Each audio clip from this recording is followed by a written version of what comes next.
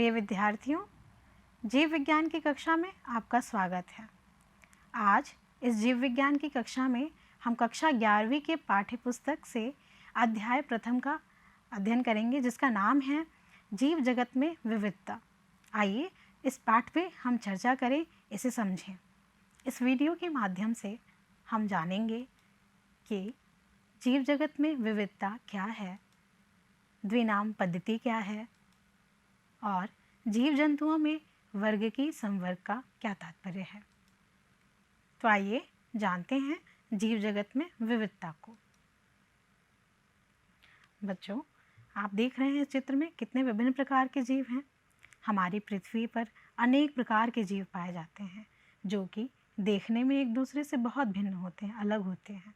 किसी का आकार अलग तो किसी के रहने का स्थान अलग। जैसे कुछ जानवर जल में रहते हैं, कुछ ज़मीन पे रहते हैं और कुछ हवा में उड़ते हैं। ठीक इसी तरीके से कुछ पौधे जल में रहते हैं, जिन्हें हम जलीय पौधे कहते हैं, और कुछ पौधे स्थल में रहते हैं, जिन्हें हम स्थलीय पौधों के नाम से जानते हैं। हमारी पृथ्वी पर अब तक लगभग 1.8 मिलियन स्पीसीज ज्ञात हैं। पृथ्वी पर जीवों की संख्या और इतने प्रकार को ही हम जैव विविधता के नाम से जानते हैं। नाम पद्धति। देखिए, नाम पद्धति क्या होती है। किसी भी व्यक्ति के पहचान के लिए नाम पद्धति की आवश्यकता होती है। ठीक उसी प्रकार प्रत्येक जीव जंतुओं का एक नाम होता है।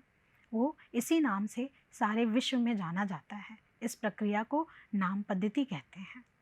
यानी कि हम पौधों और जानवर के वैज्ञानिक नाम को रखते हैं। ICBN यह पौधों के वैज्ञानिक नाम के लिए काम करता है। इसका फुल फॉर्म है international code of botanical nomenclature. ICZN international code of zoological nomenclature यह जानवरों के वैज्ञानिक नाम के लिए कार्य करता है। जीव विज्ञानी ज्ञात जीवों को वैज्ञानिक नाम देते हैं, जो कि सार्वजनिक नियमों का पालन करते हैं। प्रत्येक जीवधारी के नाम के 2 घटक होते हैं। पहला घटक या पहला शब्द वंश के नाम को बताता है, दूसरा घटक या दूसरा शब्द जाति के नाम को बताता है। इस कारण इसे हम द्विनाम पद्धति कहते हैं। द्विनाम पद्धति के कुछ नियम हैं। जब हम किसी भी जानवर का नाम या किसी भी जीवधारी का नाम हम लिख रहे हैं तो उसके 2 घटक हो गए। जैविक नाम लैटिन भाषा में लिखे जाते हैं और थोड़ा तिरछे लिखे जाते हैं। जैविक नाम का पहला शब्द वंश को और दूसरा जाति को संकेत करता है।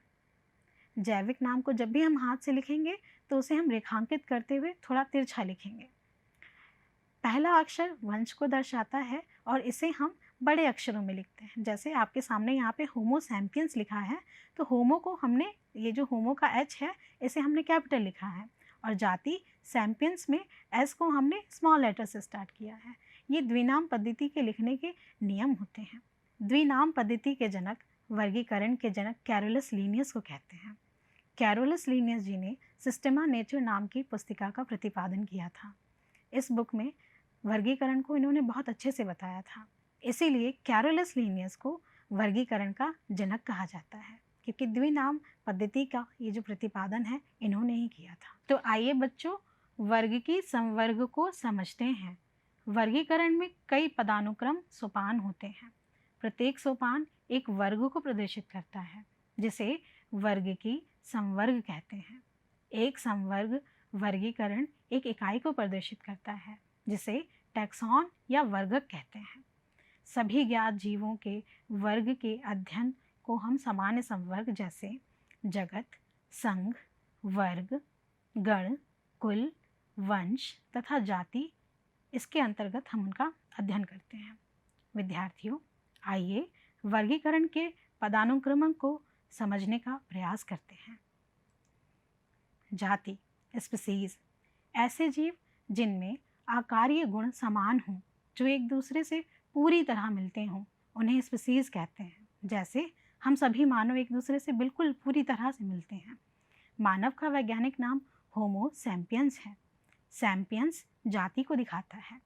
दूसरा है वंश, जीनस। वंश समीपस्थ संबंधित जातियों का समूह होता है। जैसे आलू, टमाटर, बैगन, ये सब अलग अलग स्पीसीज के हैं, लेकिन ये सभी सोलेनम वंश में आते हैं। इनका वंश समान है। कुल, फैमिली। जीवों में जनन गुण की समानता के आधार पर कुल का वर्गीकरण किया जाता है। नेक्स्ट है गण, ऑर्डर। ऑर्डर का निर्धारण किसी जीवधारी की पहचान, लक्षणों के समूह के आधार पर करते हैं। इसके बाद आता है वर्ग, क्लास। इस संवर्ग में संबंधित गण आते हैं, जैसे प्राइमेट गण में बंदर, गोरिल्ला और गिबन आते हैं। कार्निवोरा गण में बाघ, बिल्ली, कुत्ता, इन सभी को रखा जाता है। नेक्स्ट है संघ, फाइलम। जंतुओं में नोटोकॉर्ड तथा पृष्ठीय खोखला तंत्रिका तंत्र के आधार पर इनकी उपस्थिति और अनुपस्थिति के आधार पर जंतुओं को वर्गीकृत किया जाता है, जिनमें यदि नोटोकॉर्ड उपस्थित है तो उन्हें कोर डेटा में रख देते हैं।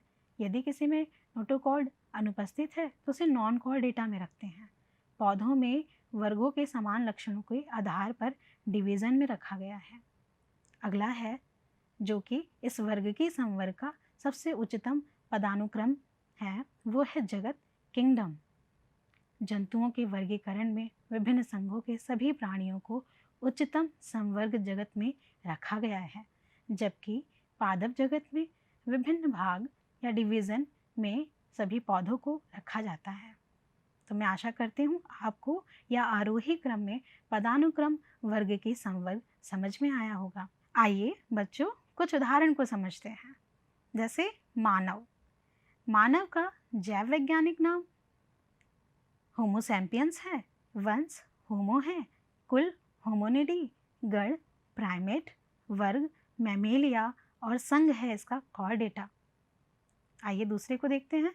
घरेलू मक्खी। इसका जैविक नाम है मस्का डोमेस्टिका, वंश है मस्का, कुल है म्यूसिडी, गण है डिप्टेरा, वर्ग है इंसेक्टा और संघ है आर्थ्रोपोडा। बच्चों, आर्थ्रोपोडा जीव जगत का सबसे बड़ा संघ है। अगला है आम। आम का जैविक नाम है मैंजीफेरा इंडिका, वंश मैंजीफेरा, कुल एनाकार्डियेसी, गण है इसका सेपिडल्स, वर्ग है डाइकोटिलिडनी। इसे डाइकोटिलिडनी में इसलिए रखा गया है बेटा क्योंकि इसके बीजों को दो भागों में, इसका बीज जो है दो भागों में बट जाता है। इसका संघ है एंजियोस्पर्मी। अगला है गेहूं। गेहूं का जैविक नाम है ट्रिटिकम एस्टिवम, वंश है ट्रिटिकम, कुल है पोएसी, गण है पोएल्स, वर्ग है मोनोकोटिलिडोनी। यानी कि इसका सीड या बीज एक ही भाग में रहता है, इसे हम दो बराबर भागों में विभाजित नहीं कर सकते। और गेहूं का संघ है एंजियोस्पर्मी। बच्चों, आपके लिए एक छोटा सा प्रोजेक्ट कार्य। आप अपने आसपास के किसी भी 5 पौधे, 5 जानवरों के वर्गीकरण को लिखिएगा और समझिएगा। बच्चों, आज की जीव विज्ञान की कक्षा यहीं समाप्त होती है। अगली कक्षा में हम फिर मिलेंगे। धन्यवाद।